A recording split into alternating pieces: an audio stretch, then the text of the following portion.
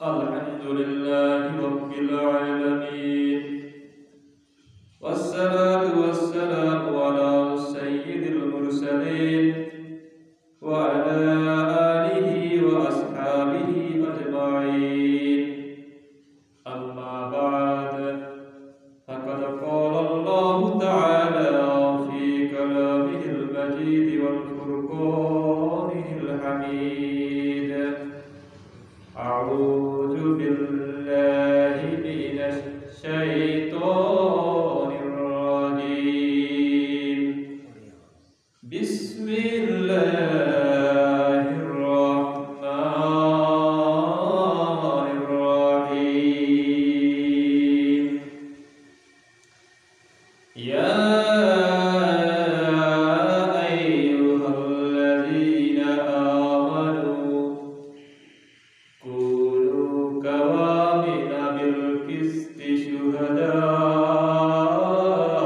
لله ولو على أنفسكم أو الوالدين والأقربين إن يكن غنيا أو فقيرا فالله أولى بهما فلا تتبعوا الهوى أن تعدلوا وإن تلووا أو تعرضوا فإن الله كان بما تعملون خبير. صدق الله العظيم. সমস্ত প্রশংসা সেই মহান আল্লাহ রাব্বুল আলামিনের, যার অশেষ মেহেরবানিতে আজকে 12 রবিউল আউয়াল জুমার দিন। এই দিনে যে মহান স্রষ্টা আপনাদের সামনে কোরআনুল কারীম থেকে কিছু কথা বলার তৌফিক দান করেছেন, সেই জন্য সেই মহান স্রষ্টার একটু শুকরিয়া আদায় করি। সকলে বলি আলহামদুলিল্লাহ। লাখ করে দরুদ সালাম মানবতার মুক্তির দূত আখির নবী সাইয়্যিদুল কাওনাইন জনাব মুহাম্মদ রাসূলুল্লাহ সাল্লাল্লাহু আলাইহি ওয়াসাল্লাম। আজকে 12 রবিউল আউয়াল। এই মাসে রাসূল সাল্লাল্লাহু আলাইহি ওয়াসাল্লাম জন্মগ্রহণ করেছিলেন এ মাসের 12 তারিখ। আবার এ মাসের 12 তারিখেই রাসূল সাল্লাল্লাহু আলাইহি ওয়াসাল্লাম দুনিয়া থেকে বিদায় নিয়েছেন। ওনার ওফাত দিবস আজকে, ওনার জন্ম দিবস এবং আজকেই ওনার ওফাত দিবস।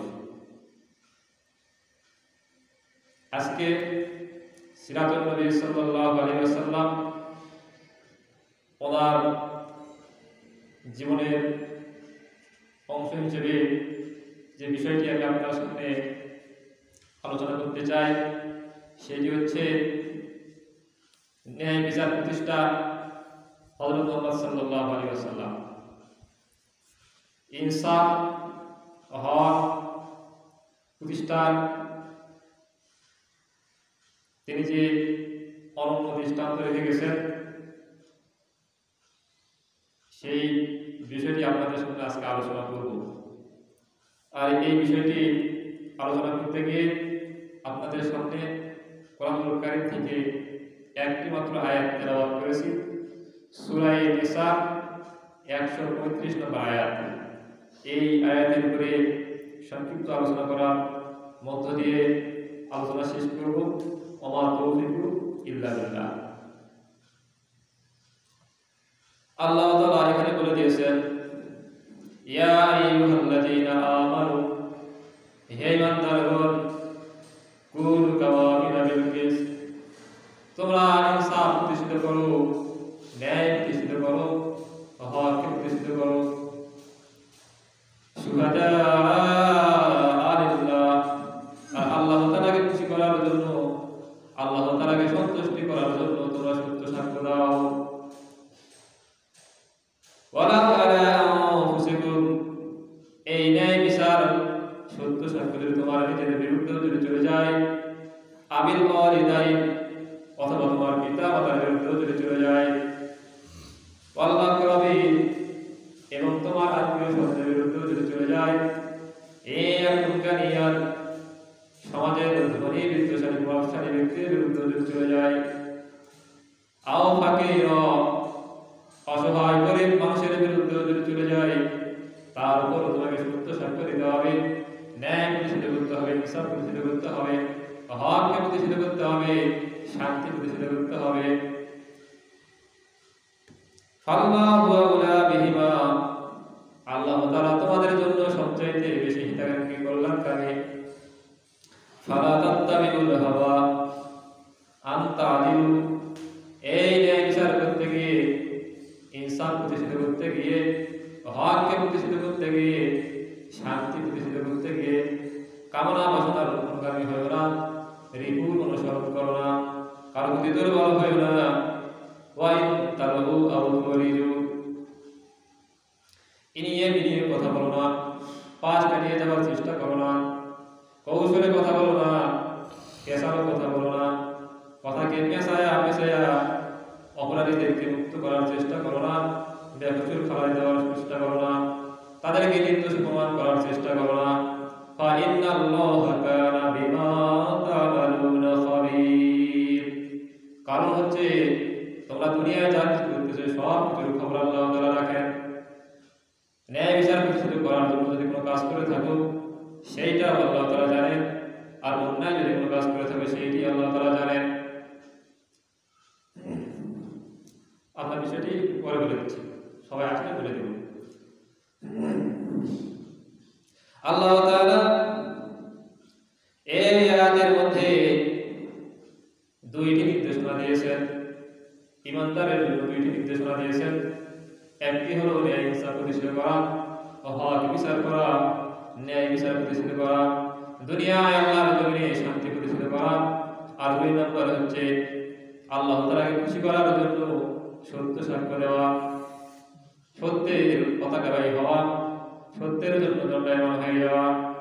এই কাজটির নির্দেশ আল্লাহ তাআলা মুমিনদেরকে দিয়েছেন, অন্যদেরকে দেন নাই। আল্লাহ তাআলা যুগে যুগে অনেক নবী রাসূল পৃথিবীতে প্রেরণ করেছিলেন, অনেক নবী রাসূল পাঠাইছিলেন, অনেক আসমানী কিতাব আল্লাহ তাআলা তাদের উপরে নাযিল করেছিলেন, অবতীর্ণ করেছিলেন। এর মূল উদ্দেশ্য হলো দুনিয়ায় শান্তি স্থাপন করা, মানুষের অধিকার প্রতিষ্ঠিত করা, হককে প্রতিষ্ঠিত করা, ন্যায় ইনসাফকে প্রতিষ্ঠিত করা, ন্যায় বিচার প্রতিষ্ঠিত করা, দুনিয়ায় শান্তি প্রতিষ্ঠিত করা। আর একটি হলো আল্লাহ তাআলার আনুগত্য করা, ইবাদত বندگی করা, ইবাদত বندگی করার মধ্য দিয়ে আল্লাহ তাআলার সন্তুষ্টি অর্জন করার মাধ্যমে আল্লাহর জান্নাত লাভ করা। এই কাজটি যত নবী রাসূল আল্লাহ তাআলা পৃথিবীতে পাঠিয়েছিলেন সব নবী রাসূলরা এই ধরনের কাজ করে গেছেন, এই কাজ করে গেছেন, দাওয়াত দিয়েছেন।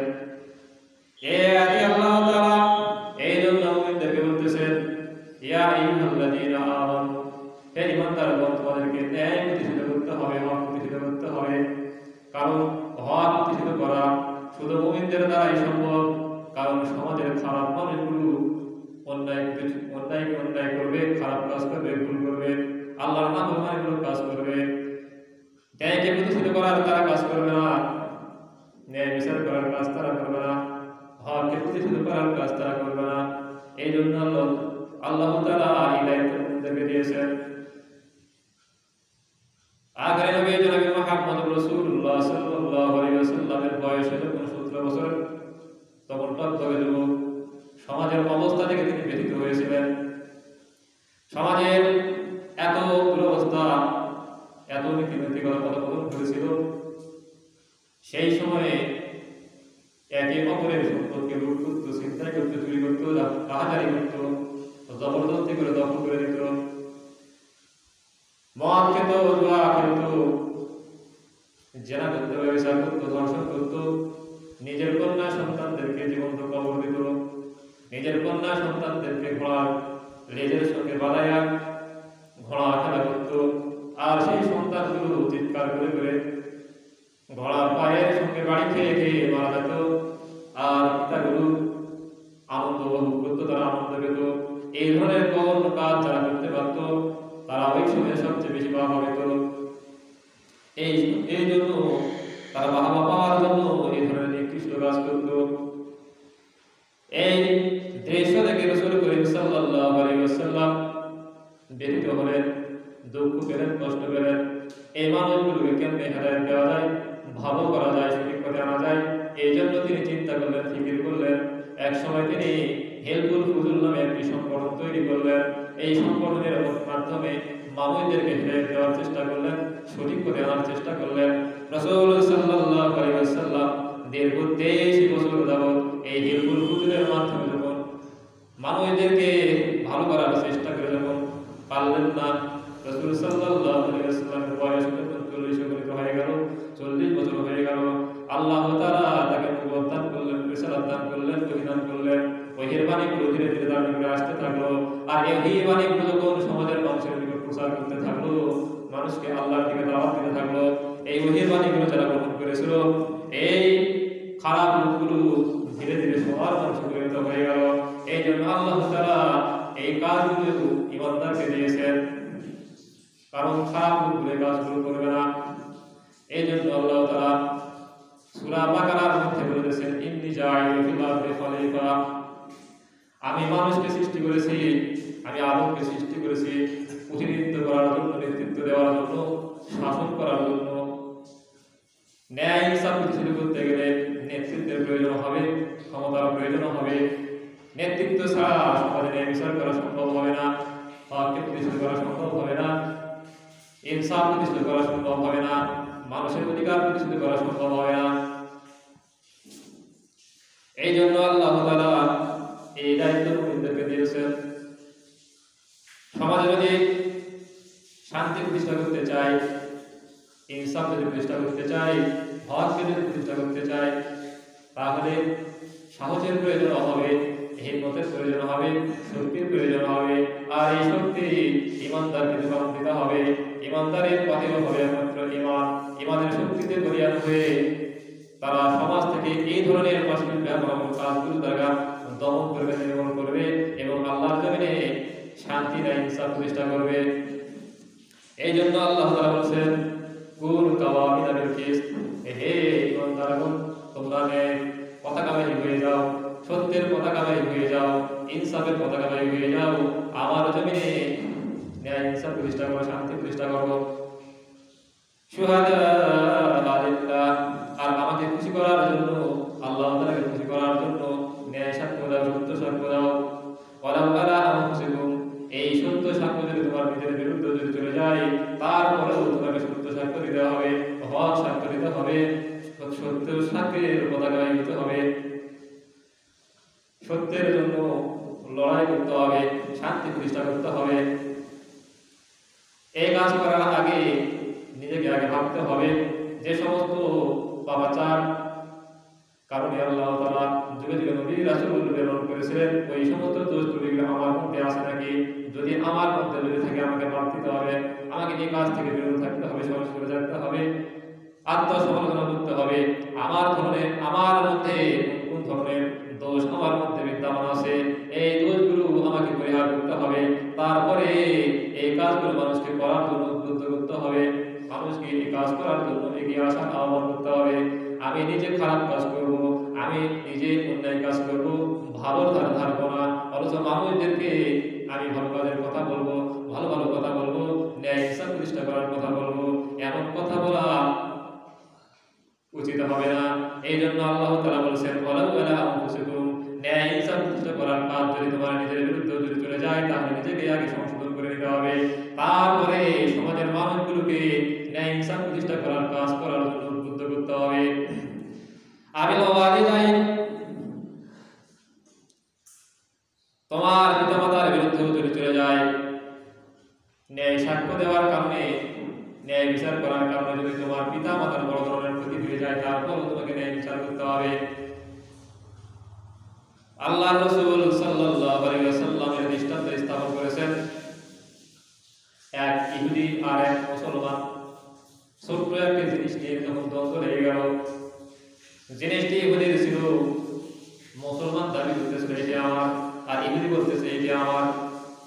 ইহুদি এক পর্যায়ে বলল, হে মুসলমান, এই যে তুমি অন্যায় করতেছো, আমার উপর জুলুম করতেছো, অবিচার করতেছো, তবে চলো তোমাদের নবী জনাবে মুহাম্মদুর রাসূলুল্লাহ সাল্লাল্লাহু আলাইহি ওয়াসাল্লামের উপরে চলে যাই, তিনি যে ফয়সালা করে দিবেন সেই ফয়সালা আমরা মেনে নেব। মুসলমান হয়েছিল, আমি মুসলমান হয়ে গেছি, মুহাম্মদ সাল্লাল্লাহু আলাইহি ওয়াসাল্লামের দলভুক্ত হয়ে গেছি, তার সাথী হয়ে গেছি। আমি যদিও অন্যায় করে থাকি না কেন, আমি অন্যায়ের সম্পর্কে হস্তগত করার চেষ্টা করি না কেন, যেহেতু আমি তার দলভুক্ত হয়ে গেছি, রাসূল সাল্লাল্লাহু আলাইহি ওয়াসাল্লাম আমার পক্ষে রায় দিবেন। আর ইহুদি ভেবেছিল তিনি তো আখেরি নবী, যদিও সেই ইহুদি তিনি বিশ্বাস করতেন মুহাম্মাদের কাছে গেলে আমি ন্যায় বিচার পাবো, ইনসাফপূর্ণ বিচার পাবো, তার কাছে অবশেষে চলে গেলেন, ঘটনা বর্ণনা করলেন।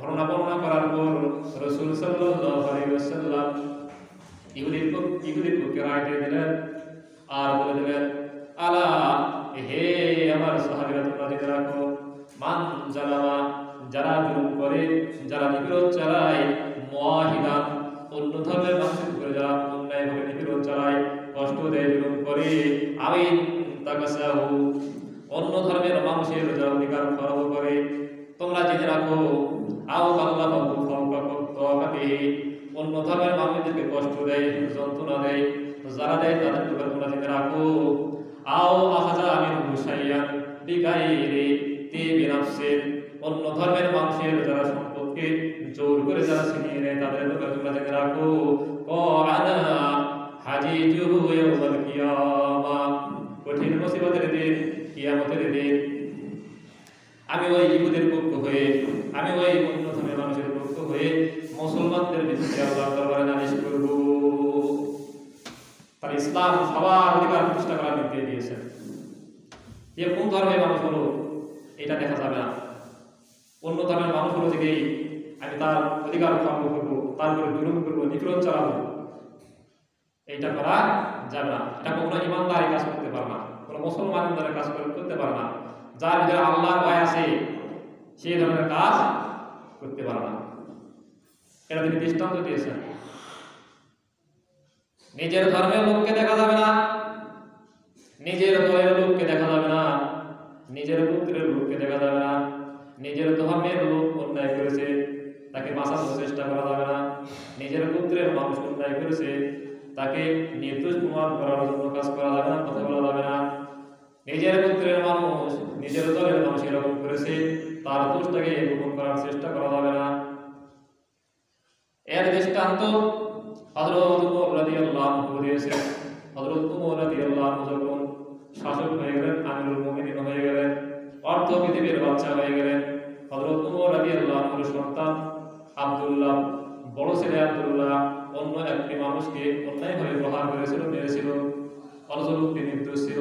ওই প্রহিত ব্যক্তি ওমর রাদিয়াল্লাহু আনহু নিকটে এসে বলতেছে, হে ওমর, হে আমিরুল মুমিনিন, আপনার সন্তান আব্দুল্লাহ আমাকে অন্যায়ভাবে মেরেছে, প্রহার করেছে, আমি আপনার কাছে এর বিচার কামনা করতেছি। হযরত ওমর রাদিয়াল্লাহু আনহু তার সন্তানকে ডাকলেন, সব শুনলেন, শোনার পরে প্রহিত ব্যক্তিকে বললেন, হে ওমর, আমার সন্তান তোমার উপরে অবিচার করেছে, জুলুম করেছে, অন্যায় করেছে, কষ্ট দিয়েছে, যেভাবে তোমার উপরে প্রহার করেছে, যেভাবে তোমাকে মেরেছে, ঠিক তেমনি ভাবে প্রহার করে তোমার প্রহারের প্রতিশোধ গ্রহণ করো। হযরত ওমর রাদিয়াল্লাহু আনহুর সামনে ওই প্রহিত ব্যক্তি তার সন্তানের প্রতিশোধ গ্রহণ করলেন। তিনি যদি ইচ্ছা করতেন ওই লোকটাকে ধমক দিয়ে বিদায় দিতে পারতেন, নিজের সন্তানকে এই ধরনের অপমান থেকে রক্ষা করতে পারতেন, কিন্তু তিনি আল্লাহ তাআলাকে ভয় করেছেন। আল্লাহ তাআলার ভয়ে তিনি সত্য বিচার করেছেন, ন্যায় বিচার করেছেন। তিনি ধর্ম দেখেন নাই, গোত্র দেখেন নাই, নিজের সন্তান দেখেন নাই। হযরত ওমর রাদিয়াল্লাহু আনহুর আরেক সন্তান আবু শাহামা যখন মদ পান করেছিলেন, এই মদ পান করার কারণে, এই মদ পান করার খবর যখন ওমর রাদিয়াল্লাহু তাআলার নিকটে চলে আসলো, তিনি তার জন্য বিচার ফয়সালা করে দিলেন, শরীয়তের হুকুম অর্পণ করে দিলেন। তাকে বেত্রাঘাত করা হলো, বেত্রাঘাত করতে করতে এক সময় মারা গেল, তাকে দাফন করা হলো, তাকে কবরস্থ করা হলো। কবরস্থ করার পর হযরত ওমর রাদিয়াল্লাহু আনহু দিয়ে ঝরঝর করে পানি পড়তেছিল, সন্তানের মায়া মমতার মধ্যে ছিল, কিন্তু সন্তানের মায়া মমতা আল্লাহর মধ্যে যতখানি ছিল তার চাইতেও বেশি ভয় আল্লাহ তাআলার ছিল, তার চাইতে বেশি ভয় আল্লাহ তাআলা করতেন। যদি ইচ্ছা করতেন ইনিয়ে বিনিয়ে পুরুষদের বিচার ফয়সালা করে তার সন্তানকে বেকসুর খাওয়াই দিতে পারতেন, মুক্ত করে দিতে পারতেন, কিন্তু আল্লাহ তাআলা ভয় করেছেন যদি এই ধরনের জঘন্য কাজ তিনি করেন তার কঠিন মুসিবতের দিন হয়তো আল্লাহ তাআলা তাকে ধরে গ্রেফতার করে পাকড়াও করবেন। এই ভয়ে আল্লাহ তাআলার ভয়ে তিনি ন্যায় বিচার করেছেন, সত্য বিচার করেছেন, ইনসাফ চেষ্টা করেছেন। এই ক্ষেত্রে নিজের সন্তানকেও দেখা যাবে না। এরপরে আল্লাহ তাআলা বলেছেন আবিল ওয়ালিদাইন, তোমার পিতামাতার বিরুদ্ধে যদি চলে যায় সেক্ষেত্রেও তুমি ন্যায় সাক্ষ্য তোমাকে দিতে হবে, ন্যায় ইনসাফ চেষ্টা করতে হবে। এই পিতামাতার বিরুদ্ধে সত্য সাক্ষ্য দেওয়ার কারণে তোমার পিতামাতার বড় ধরনের যদি ক্ষতি হয়ে যায়, তারপর তোমাকে ন্যায় বিচার করতে হবে, ন্যায় সাক্ষ্য দিতে হবে। তোমার সত্য সাক্ষ্য দেওয়া, সত্য বিচারের ফলে যদি তোমার পিতামাতা জেল হয়, ফাঁসি হয়, যে ধরনের কাজই হয়ে যাক না কেন হয়ে যাক, কিন্তু আল্লাহ তাআলাকে খুশি করার জন্য, আল্লাহ তাআলার সন্তুষ্টি অর্জনের জন্য তোমাদেরকে ন্যায় সাক্ষ্য দিতে হবে, ন্যায় বিচার করতে হবে, ইনসাফপূর্ণ বিচার করতে হবে। এই ব্যাপারে তোমার পিতামাতার আনুগত্য তোমার করা যাবে না। পিতামাতার আনুগত্য করতে গিয়ে যদি আল্লাহর নাফরমানি যদি হয় সেক্ষেত্রে পিতামাতার আনুগত্য করা যাবে না। এই ব্যাপারে আল্লাহ তাআলা সূরা তাওবার 23 নম্বর আয়াতে বলে দিয়েছেন ইয়া আইয়ুহাল্লাযীনা আমানু লা তাত্তাখিযু আবাআকুম ওয়া ইখওয়ানাকুম, হে ঈমানদারগণ তোমরা জেনে রাখো তোমাদের পিতা কিংবা তোমাদের ভাইকে তোমরা বন্ধু হিসেবে গ্রহণ করো না, তাদেরকে বলি হিসেবে গ্রহণ করো না, তাদেরকে অভিভাবক হিসেবে গ্রহণ করো না।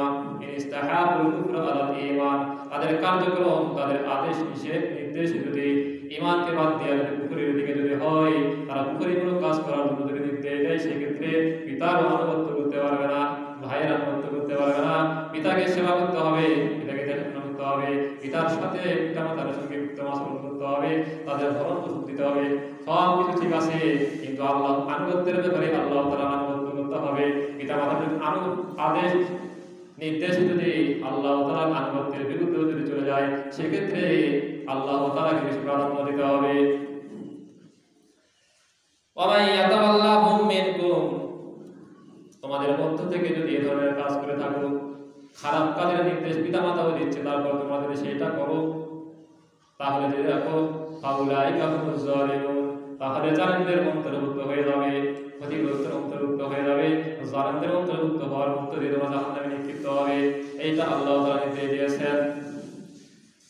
ওয়ালা কারাবিন, আত্মীয় স্বজনের বিরুদ্ধে যদি চলে যায়, নিজের চাচা হয়, চাচি হয়, খালা হয়, খালু হয়, ভাই হয়, যে যেই হোক না কেন, তারা যদি অন্যায় করে থাকে, পাপ কাজ করে থাকে, অপরাধ যদি করে থাকে, আর সেই অপরাধের বিচার যদি তুমি হয়ে থাকো, কিংবা সেই অপরাধের বিচারের মুখোমুখি যদি করা হয়, তোমাকে যদি সাক্ষী বানানো হয়, সেক্ষেত্রে তোমাকে সত্য সাক্ষ্য দিতে হবে, ন্যায় সাক্ষ্য দিতে হবে, ইনসাফ প্রতিষ্ঠা তোমাকে করতে হবে। এক্ষেত্রে নিয়ে তোমাকে কথা বলা যাবে না। তারপরে বলা হচ্ছে এই এখন গানিয়ান আও ফাকিরা, এই অপরাধ যদি সমাজের প্রভাবশালী লোক যদি করে, মন্ডল যদি করে, মাতব্বর যদি করে, দেশের বাদশা যদি করে, সরকার যদি করে, শাসক যদি করে, সুলতান যদি করে, আমির যদি করে, যেই করুক না কেন তার বিরুদ্ধে তোমাকে সত্য সাক্ষ্য দিতে হবে। আও ফাকিরা, আর সমাজের গরিব অসহায় মানুষ যদি করে, তাহলেও তার বিরুদ্ধে সত্য সাক্ষ্য দিতে হবে, ন্যায় বিচার করতে হবে, ন্যায়কে প্রতিষ্ঠিত করতে হবে, আল্লাহর জমিনে শান্তি প্রতিষ্ঠিত করতে হবে। ধনী লোক অপরাধ করেছে, তাকে বাঁচানোর জন্য এই নিয়ে কথা বলতেছি, তার বইগুলো গোপন করার চেষ্টা করতেছি। আর গরিব মানুষ অপরাধ করেছে, অসহায় মানুষ অপরাধ করেছে, তার যতটুকু অপরাধ করেছে সেই অপরাধগুলিকে আরো বেশি বেশি করে বাড়াইয়া তাকে আরো বেশি শাস্তি দেওয়ার চেষ্টা করতেছে। এই ধরনের জঘন্য কাজ করা যাবে না। এই জন্য কঠিন মুসিবতের দিন আল্লাহ তাআলা যখন আমাদেরকে আমলনামা আমাদের হাতে দেবেন, তখন যারা ন্যায় প্রতিষ্ঠার কাজ করেছে, হক বিচার করেছে, সত্য সাক্ষ্য দিয়েছে, সেই দিন তারা আল্লাহকে বলবে, হে আল্লাহ, আমরা তো দুনিয়ায় এত ভালো আমল করি নাই, এত নেক কাজ করি নাই, এত সওয়াব হাসিল করি নাই, সওয়াবের কাজ করি নাই, এত সওয়াব আমার আমলনামায় কেমনে আসলো? আল্লাহ তাআলা বলবে, হে অমুক, তুমি দুনিয়ায় এত আমল করো নাই, ভালো কাজ করো নাই, সওয়াব কামাই করো নাই, কথা ঠিক আছে, কিন্তু আমার জমিনে তুমি ন্যায় প্রতিষ্ঠার কাজ করেছো, হক প্রতিষ্ঠার কাজ করেছো, সত্যকে প্রতিষ্ঠিত করার কাজ করেছো, ন্যায় বিচার করেছো, দুনিয়ায় শান্তি প্রতিষ্ঠার কাজ করেছো। এই কাজ করার কারণে দুনিয়ার মানুষগুলো শান্তিতে বসবাস করেছিল, সুখে শান্তিতে ছিল, ফিতনা ফাসাদের মুক্ত জীবন যাপন করেছিল। এই জন্য যুগে যুগে তোমার আমলনামায় আমি আল্লাহ রাব্বুল আলামিন সওয়াব লিপিবদ্ধ করে দিয়েছি। আর এই সওয়াব লিপিবদ্ধ করতে করতে তোমার আমলনামায় সওয়াবের পাহাড় হয়ে গেছে। বিধায় আজকে তুমি জান্নাতে চলে যাও, তার জন্য আল্লাহ তাআলা জান্নাত ফয়সালা করে দিবেন। আর যদি কেউ খারাপ কাজ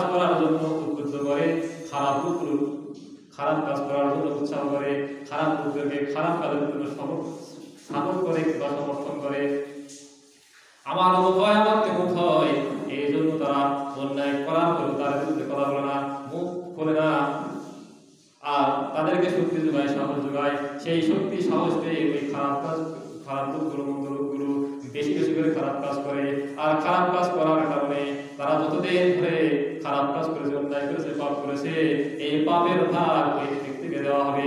কঠিন মুসিবতের দিন আল্লাহ তাআলা যখন তাকে আমলনামা দেবেন, আমলনামা পাওয়ার পর আল্লাহ তাআলাকে বলবেন, হে আল্লাহ, আমি তো দুনিয়ায় এত পাপ কাজ করি নাই, এত মন্দ কাজ করি নাই, এত গুনাহ করি নাই, আমার আমলনামায় আজকে এত গুনাহ কেমনে আসলো? আল্লাহ তাআলা তাকে বলবেন, হে অমুক, তুমি দুনিয়ায় এত পাপ করো নাই, কথা ঠিক আছে, কিন্তু ন্যায়ের বিপক্ষে ছিলে, শান্তির বিপক্ষে ছিলে, ইনসাফের বিপক্ষে ছিলে, সত্যের বিপক্ষে ছিলে। এই বিপক্ষে থাকার কারণে দুনিয়ায় অশান্তি সৃষ্টি হয়েছে। বিদায় যুগে যুগে মানুষগুলো পাপ কাজ করেছে, আর সেই পাপের ভাগে তোমার আমলনামায় পাপ লেখা হয়েছে। পাপ দেখতে দেখতে তোমার আমলনামায় পাপের বোঝা হয়ে গেছে, পাহাড় জন্মে গেছে। জীবনে যতটুকু ভালো আমল করেছিল সব আমলগুলো তোমার বরবাদ করে দেওয়া হলো।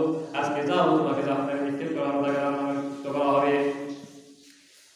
তারপর আল্লাহ তাআলা বলেন,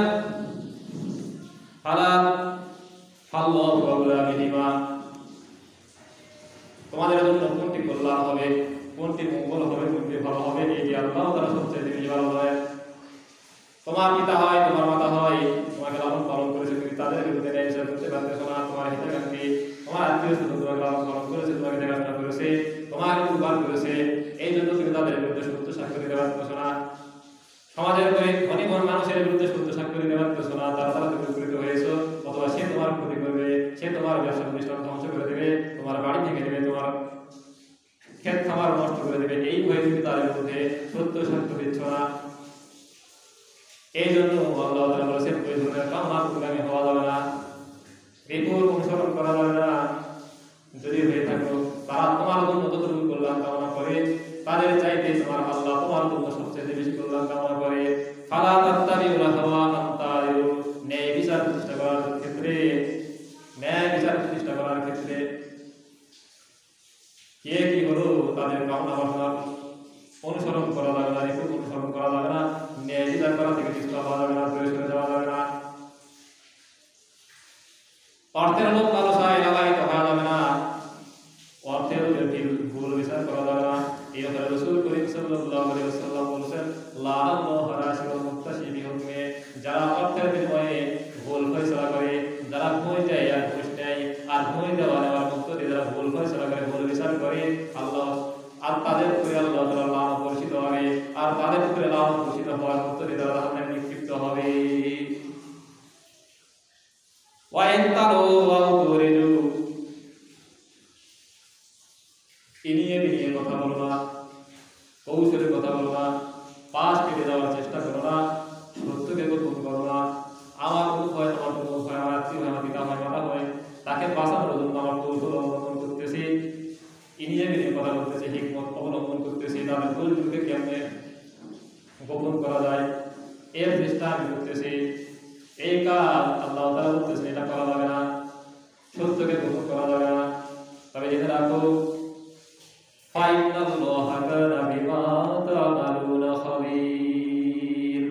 তোমরা দুনিয়ায় যা কিছু করতেছো, ভালো করো আর মন্দ করো, সব কিছুর খবর আল্লাহ তাআলা রাখেন।